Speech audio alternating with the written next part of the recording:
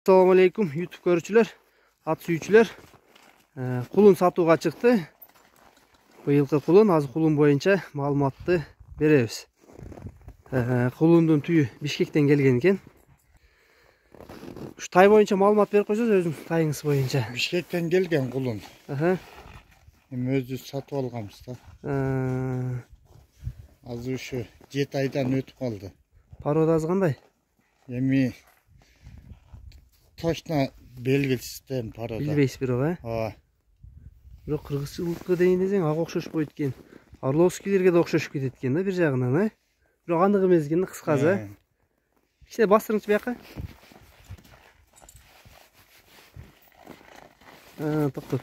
Буттары жакшыбы, ден соолугу? Жеп ичиши, буту болуп тапталды. Жемге үйрөнгөн, колго жоош. Kulundun başı müçözün görgülü, mü? Oyuncakları, başı ayak aябай жарашыктуу экен. Мындай точка кашказы бар экен. Буттары, туяктарын көргүлө, бир алдыңкы, бир аркаңкы буту ак экен. Шишиктери жок kulundun. Узундуктары толук көрүнүш. 1.40'тын тегерей экен бою.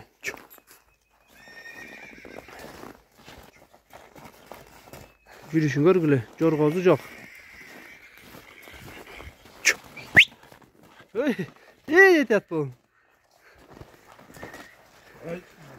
Көрдіңер туғандар, бұл Ақсыда тұрат. Ақсы районында. Базы қанча замирке тайдын? Жақын 120 мың. 120 мың. Кем олауы? Туғандар базы айтылды, дарег айтылды. Құлын ай сынды құлын кен егіз. 120 мың доллар қанча болып қалады? Долларға 1450 доллар болып қалады кен. Kulunun sını жақшы кен, туғандар. Жануардың толық көрүнүшү.